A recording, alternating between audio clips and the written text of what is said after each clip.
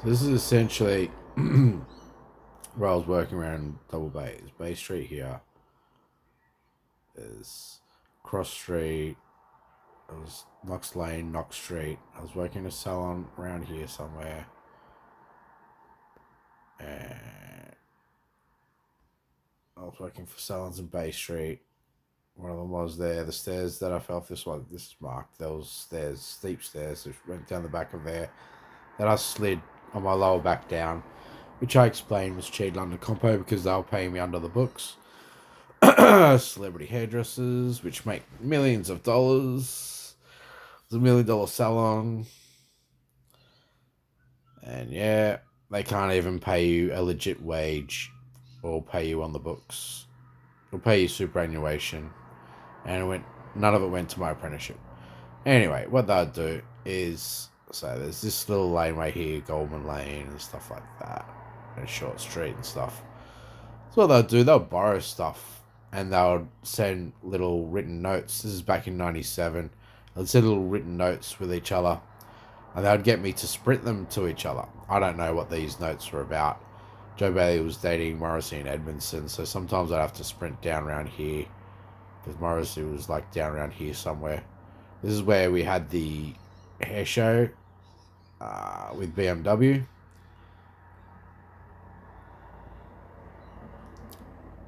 And yep, I met the people from Wellington BMW there, and they became good friends. But something happened, family and stuff, and people wouldn't let me link with them.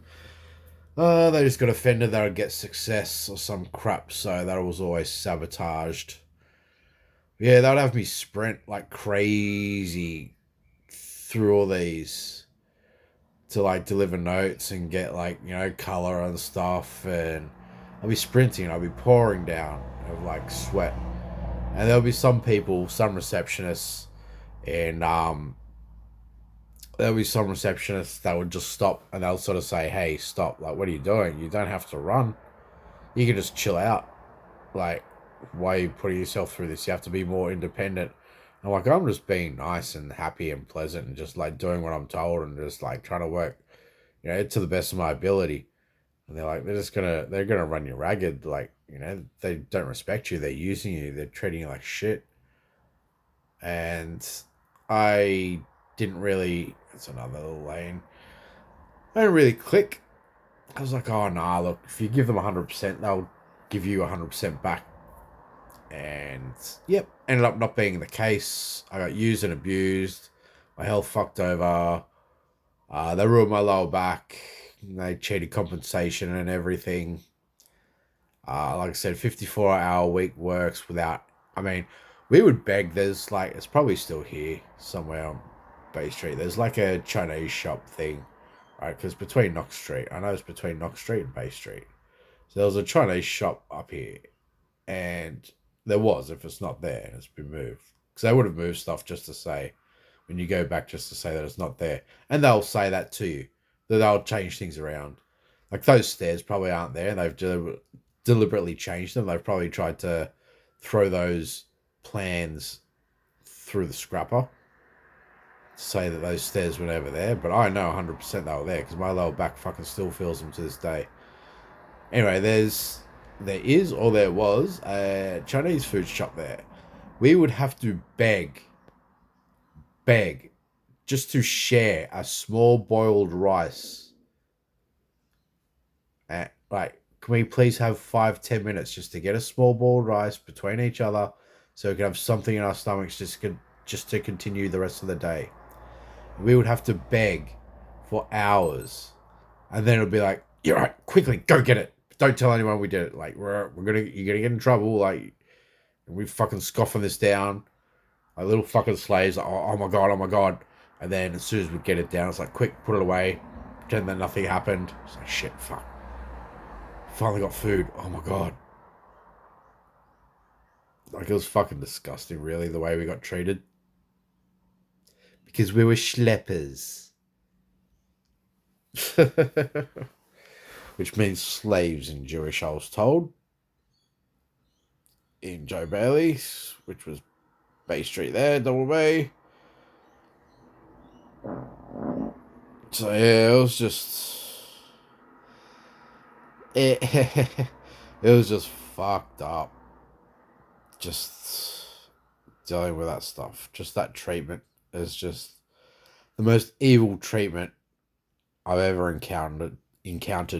And then when you talk to other people and you realize that it's not normal, it's like, why the hell am I being treated like that for people's hair? And I'm doing my job good and I'm putting 100% in and I'm doing it well. So there's no reason for the extra punishment.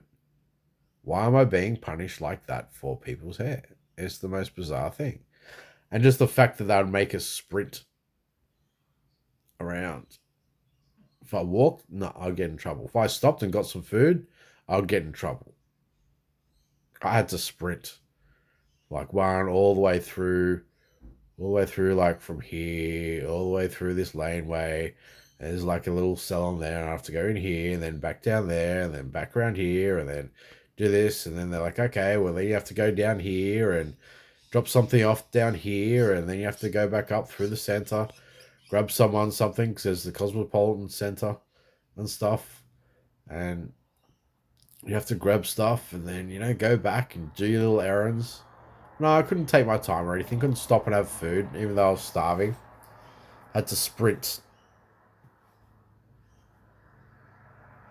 Yeah, crazy.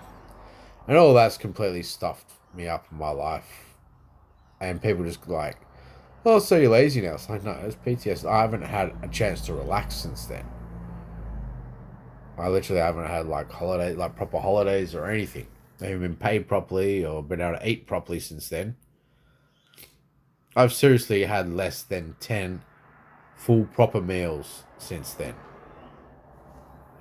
Even at Christmas, it gets to the point where you're that starving and you just get that full and you want more, but you can't because you've been starved that whole year, the full time. So you can't even enjoy picking out at Christmas properly because you eat half of what you want to and then you're full because you've been starved and you're like, and you haven't replenished yourself enough to recover from the abuse that you've put yourself through. It was really highly morbid, messed up. But yeah, Lloyd Lomas, I didn't work for him. I wish I did because he was seemed to be separate from everyone else and didn't like the rest of the dudes.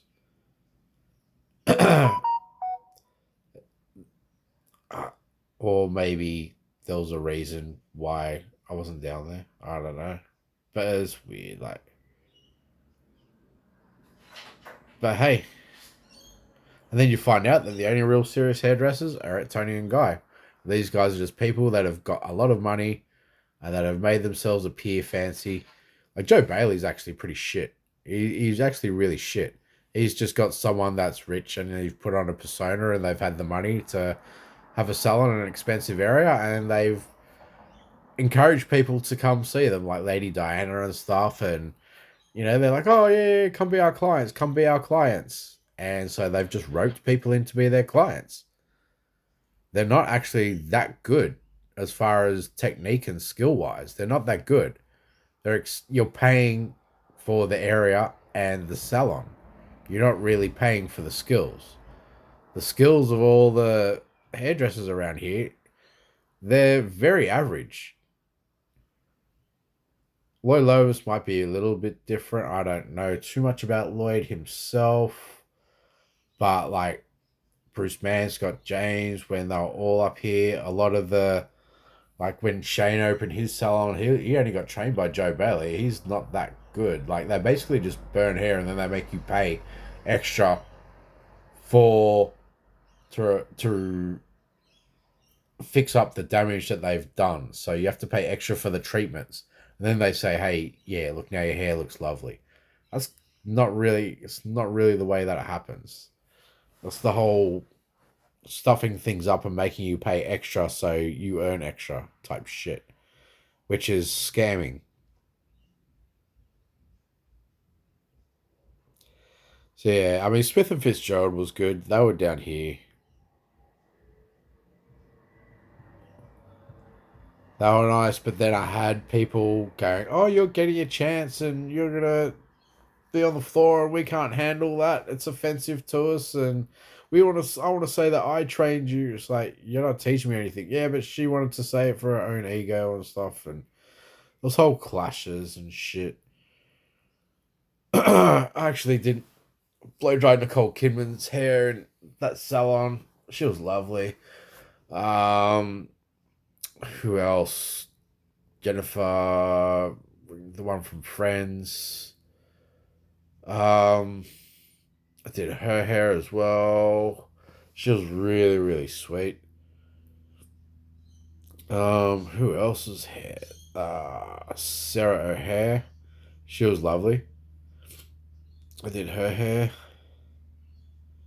They're actually really nice people there. The only thing that I had there was Ellie, one of the ladies. She was like, not like, they're gonna promote you, and she was like the popular head person. It's like, I don't really care. You can still be the popular head stylist and shit. I just want my career. And she was like, no, no, no, no, no. She got all friggin' uppity and ego butt hurt. So yeah, that was the hood. Knock Street to Bay Street and all those little lanes and stuff, and they make you sprint round them, and yeah. And then slowly you got to branch out. So yeah, hairdressing in Double Bay. Yeah, that hair show was cool. I actually learnt to drive a Mini in this park. So when BMW took over Mini, we did a hair show with a fashion label, like a lingerie hair shoot thing. It was a hair show, and they had a catwalk, and they had people walking the lingerie down, and they had Mini come and show off their BMW, come and show off their new Minis. It was kind of funny. It was kind of like, because I just come from Tony and Guy, so it was almost like Double Bay was trying to say they were just as important, did just as important stuff as Tony and Guy. So in a way, it was kind of just them. The way I saw it, it was them pretending to do stuff that Tony and Guy did. It was very just blasé and not 100% organized or whatever. It was fun. But then this guy, Christoph, had a big friggin' ego problem, and he wanted to do all the work, but he needed me because he couldn't do it all on his own. So I had to stand there and wait until he was egotistically fucked up to the point where he literally needed it, and I had to save him basically the whole time. But yeah, I was there helping the models get changed into their lingerie and stuff, and that was all cool. That was awesome. Christoph was trying to fucking convert me to be gay on some fucking gay sex site. I'm like, no, dude. I'm not interested in fucking dating gay dudes. Like, fuck off. I'm here for the hair and I'm into women. And he's like, oh, yeah, there's going to be women, blah, blah, blah, blah, blah. Like, yeah, look, I'm mature. I know how to do my fucking work. Just because they're going to be naked in front of me doesn't mean I'm going to be hitting on him or touching him or anything. Like, fucking grow up. If you can't control yourself, mate, that's your fucking problem. That's probably why you're gay. Anyway, she had a big fucking ego problem and shit. I mean, it was cool. It was fun. It was just a small, like, hair show thing. It was nothing full on. And it was just cool to talk to the people from BMW and learn about the minis and stuff. And I actually learned how to drive manual. And yeah, it was all cool, and they were great people. I've had no problems with those people from BMW since. The rest of the other people were really weird about things. So even Double Bay, the fashion side of it, they wanted us to be open and be friends. It was the hairdressing side of it that was weird. They were really what they call gatekeeping these days. They're like, no, no, no, you have to stick with us. No, you have to do it.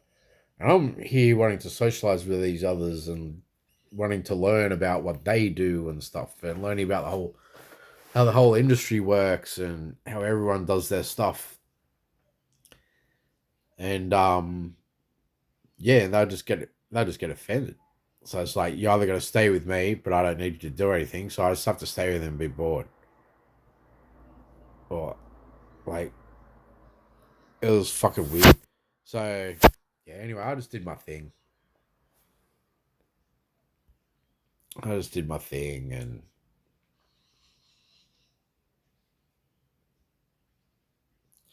yeah, they were very gatekeeperish, trying to own you kind of shit.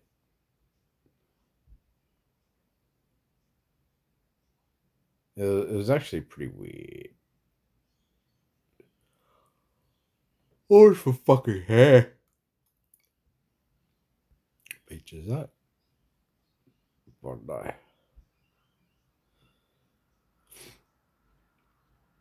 It's a huge beach.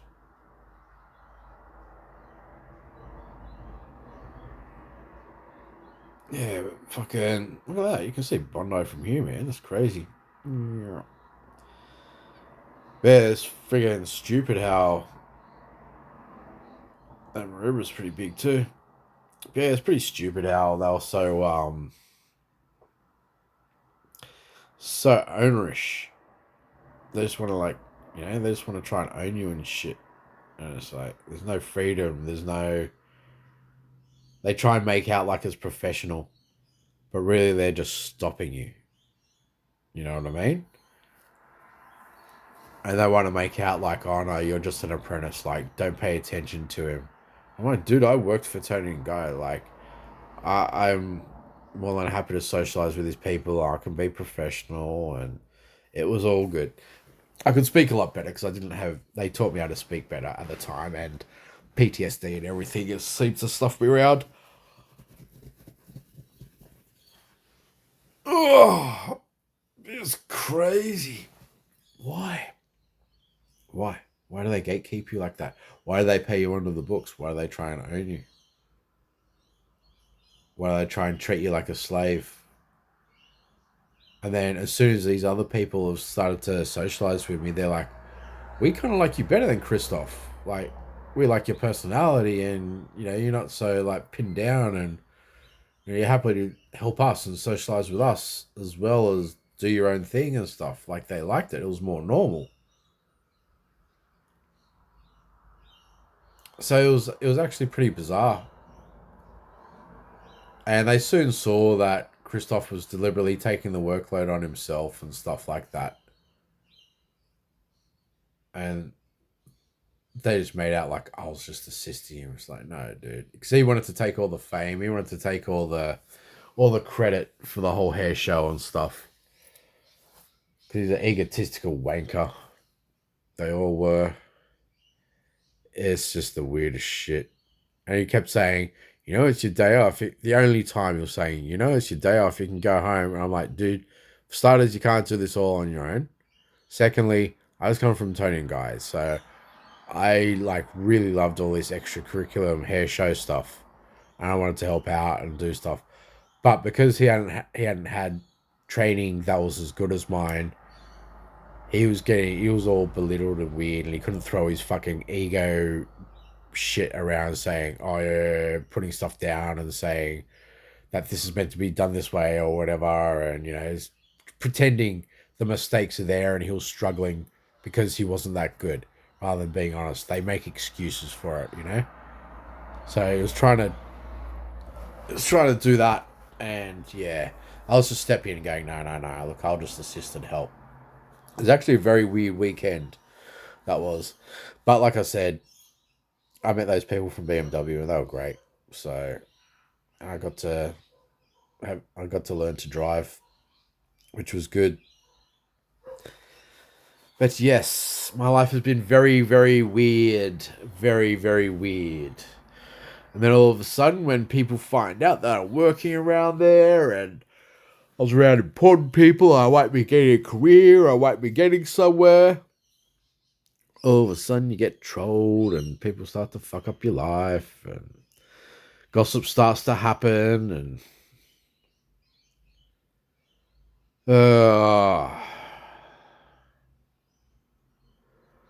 whoever it is, I'm over it. I hope the police just arrest them, takes them away, and I can continue living. Otherwise, just take me out. I'm over it. There's so much they can compensate me for and let me actually have a fucking life for once. So they better just do it and do the right thing. It's been so friggin' long. I'm 48. I didn't start that job till I was 20. 28 years. I started my first career and I've been fucked around since. And that first career stuffed me around completely.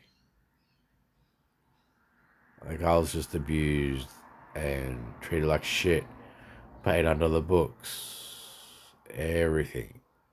And it's just like, yeah. And then from then I've had like no hope.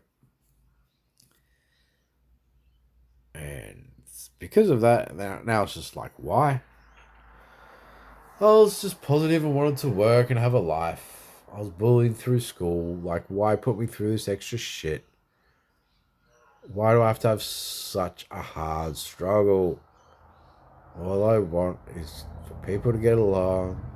Let's just work together and actually have a life and all prosper. But no, no, no, no. I say this, and I've said it since I was young. I've been bullied and hassled and fucked over since I was young because of it. What the fuck is wrong with everybody?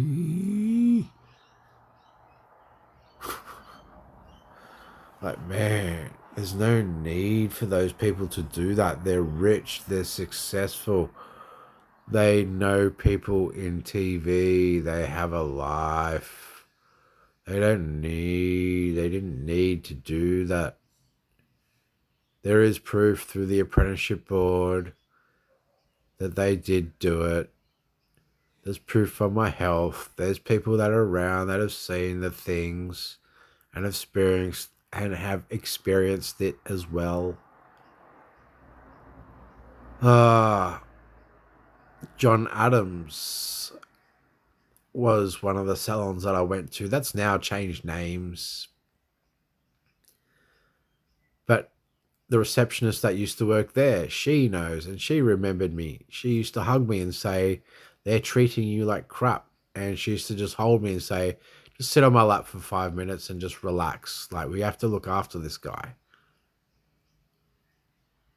And even John would sort of say, hey, yeah, that's okay, just for a few minutes. And then just let him go because he wasn't from our salon. I wasn't from their salon, to put it correctly. And it would just, yeah, it was just so weird and secretive. And it's just someone telling me what's going on. Someone treat me right and let me have a life. This is just childish and pathetic. I just want to work and have a life and career, meet a nice woman, have a life and a wife, get married, chill, love, and enjoy life. Just be a normal fucking person.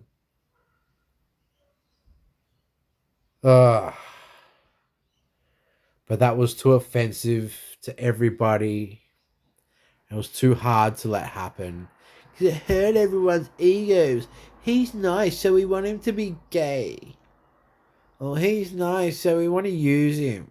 Because we feel special if we get to use someone and treat someone like shit. We can call him a schlepper and all sorts of stuff. Hey, look at the power we have. We can not give him lunch and make him starve. Look at him. He's a fucking skeleton now. Ha ha ha. Aren't we cool that we made him starve so much and fucked his back and did all this stuff which ruined his life? We've got so much power. Wow. Wow. It's all fucking ridiculous.